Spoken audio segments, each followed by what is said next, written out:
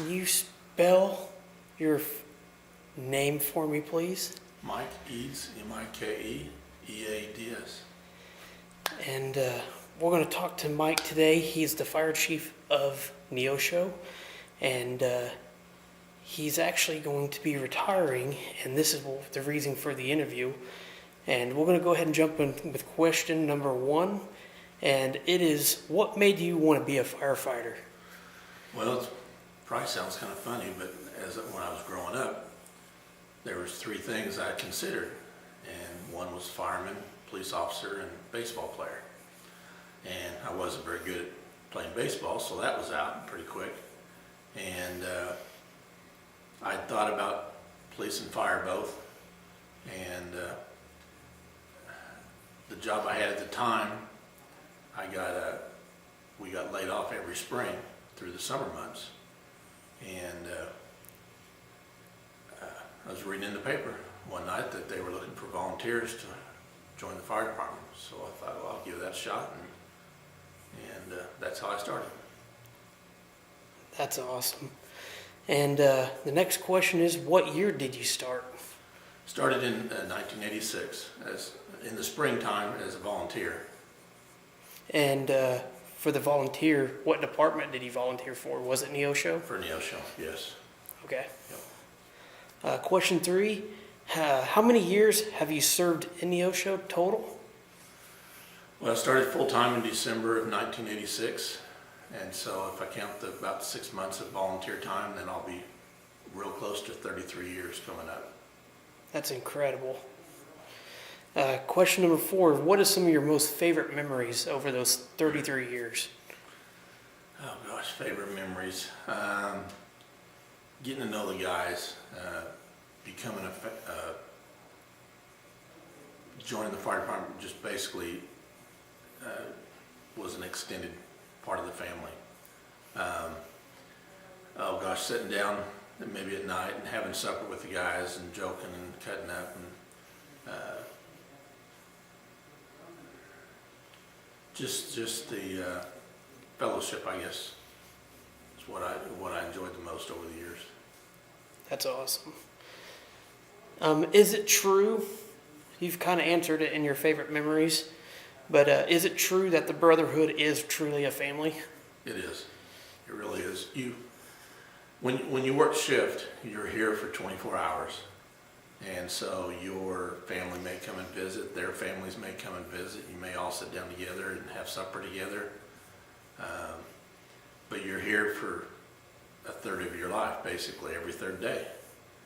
And so you get to know their families and they get to know yours. And before you know it, you're attending each other's family get-togethers and events. And so it is part of the family. That bond is unbreakable, isn't it? It is. You may not work with somebody for only a year or 2, but you remember them down the road. Yep.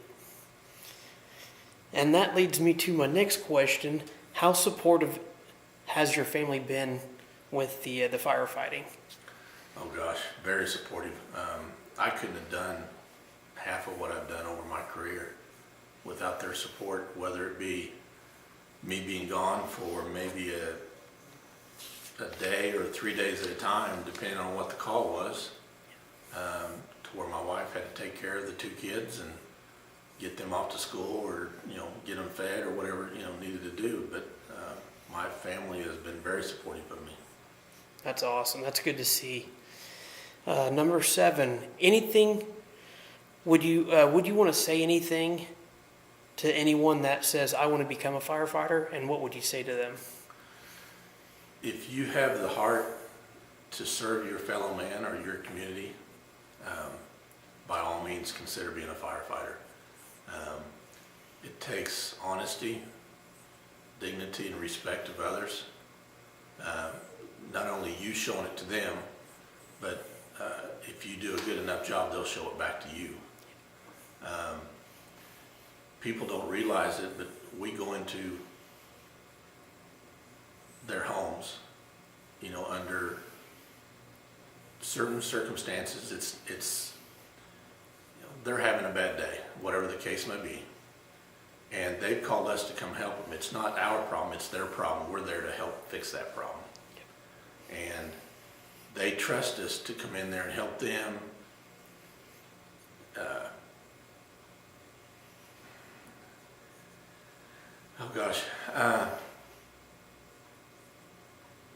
They trust us to come into their homes and, you know, I don't know how to word this. They trust us to come into their homes to help them out, but in the same breath, we're there and, you know, we can't, I'm losing my train of thought here, I'm sorry. Oh, no, you're fine. I'm looking for the words. I'm trying to think of the words I wanted to use. I've said this before to other people.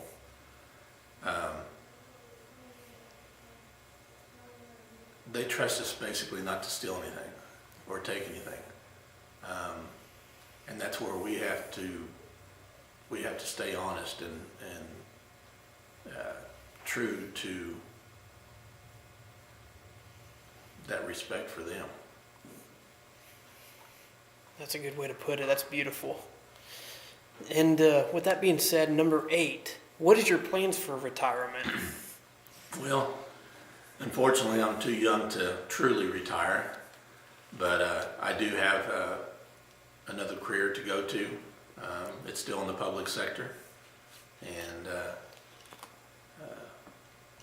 I'll give it 110%, just like I have this job, and we'll see how life leads me, you know, down the road.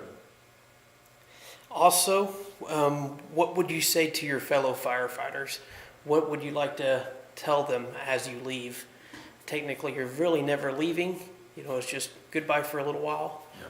Yep. What would you say to them? Stay humble, stay true to yourselves, respectful to others.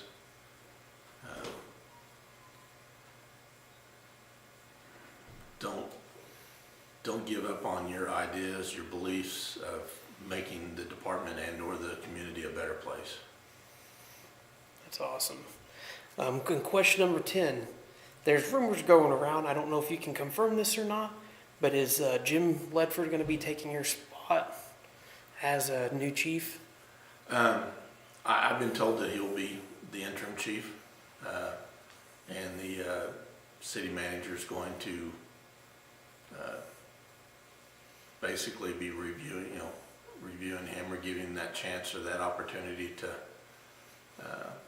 to work into it.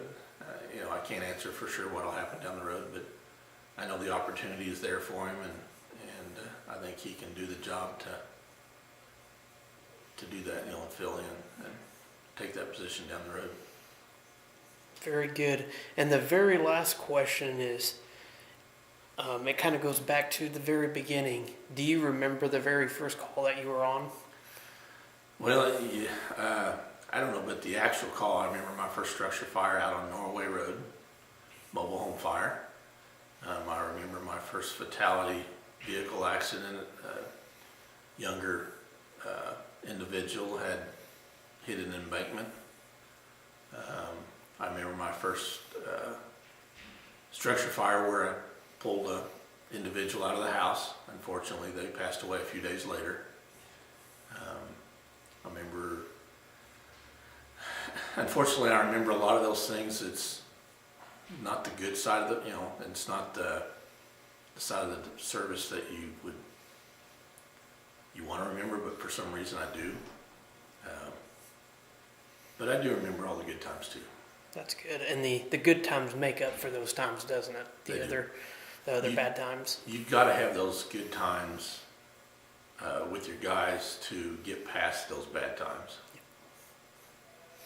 And the very last thing I want to say is thank you for your time today, and really appreciate what you have done for the department. From me, from everybody in our community, you've really impacted us, and we want to say thank you. And we thank you for everything you're doing and what you're going to be doing in the future. So with this, guys, we're going to end the interview here. And once again, this is Mike Eads with the Neosho Fire Department. He's currently the chief. Let's just thank him for his service. It's been an amazing time getting to know you over the years. It's been a pleasure coming in and photographing you guys. Thank you for allowing me to do this and document this on tape, and thank you for what you have done and what you're about to be doing. So, with that being said, thank you so much and best wishes, sir. Thank you so much. Thank you.